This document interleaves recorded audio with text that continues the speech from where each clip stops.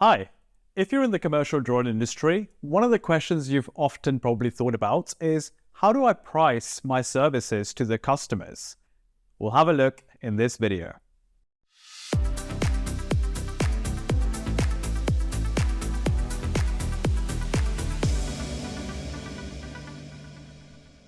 Hey everyone, my name is Varun and I'm the founder and CEO at Hammer Missions. And in this video, what I want to do is I want to try and answer a very common question in the commercial drone industry.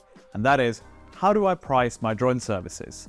So, as I mentioned before, pricing is a really important thing that two parties need to get right because it's fundamentally an exchange of value between two different parties for the exchange of goods and services.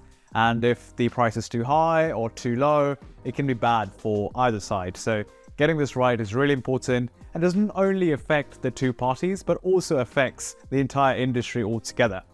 So what I'll do in this video is I will go through 3 different approaches that you can use to come up with your pricing. And none of these approaches are by all means the best approach, but looking at your pricing through the lens of each approach can allow you to come to terms with what might be a great pricing for your product or services. Right, so let's jump right in. Approach number 1, pricing by costs. So this approach is very much a very rudimentary approach, which is to sort of essentially take all of your costs that you incur to provide the drone service and multiply it by some factor to understand the margin you're going to have, and then you can charge that to the end customer.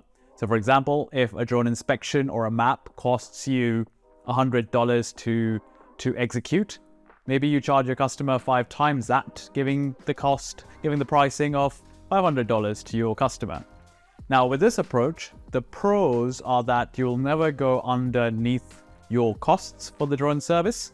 However, the issue with this particular approach is that it may or may not be correlated to the value that the end customer or stakeholder is getting from your particular service. So pros and cons to be kept in mind. Let's have a look at approach number 2, which is pricing by competition. So pricing by competition is an approach where you come up with a price by looking at what others similar to you in your particular geography, in your particular market segment are charging. So this is essentially, so to speak, the market price. Now, generally speaking, you want to understand what others are charging, but you may or may not want to charge the same. You may want to charge slightly lower, or you might want to charge slightly higher, depending on your particular service.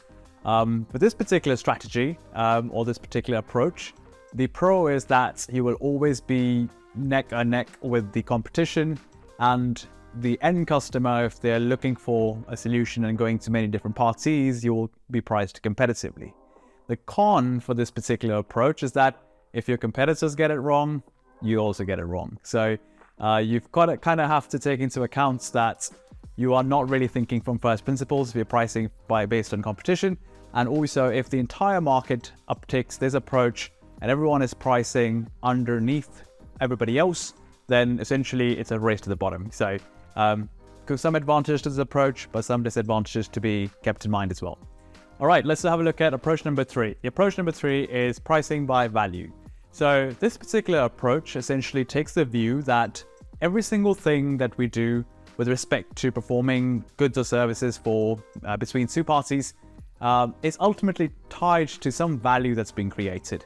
If you are creating a drone map because that allows a construction site to understand the site progress, that has some value attached to it. Or if you're doing the inspection of a railway line that is going to essentially deteriorate without the inspection in time, has got some value attached to it as well. So understanding that value and what it means to the stakeholder to be able to get that service of value from you, and then charging a percentage of it is the approach number 3. So for example, maybe you figure out that actually making a map or a model of a particular site creates $10,000 worth of value for some customer or client. And maybe you want to charge 10% of that value, giving you a price of $1,000 per map or model, and that could be your service. So this is essentially just a very simple example, and it shows you that your pricing can be a function, a percentage of the value that is to the end customer or client. Now, the good thing about this approach is that it's aligned very much with your customer and your client. But the bad thing about this approach is that it might require more time, more investment, and a deeper relationship between you and your customer, which may or may not work in certain scenarios.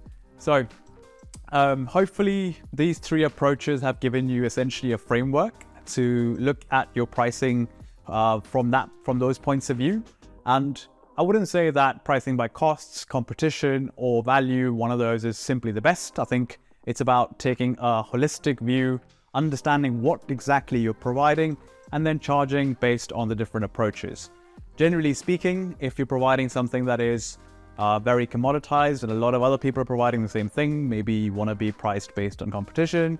If you are providing something that truly differentiated, or if there is a relationship between you and your customer, or maybe something to do with the geography you're based in, then maybe you want to price based on value because there's not a lot of other people that can provide the same thing. So anyway, hopefully this particular approach, or these three approaches, hopefully they help shape some of your pricing decisions in the future.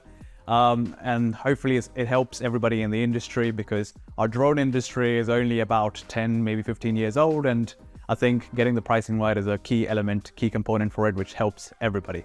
So thanks so much for watching. If you like this video, please share it with your team members, and we'll see you in the next video of Knowledge Hub.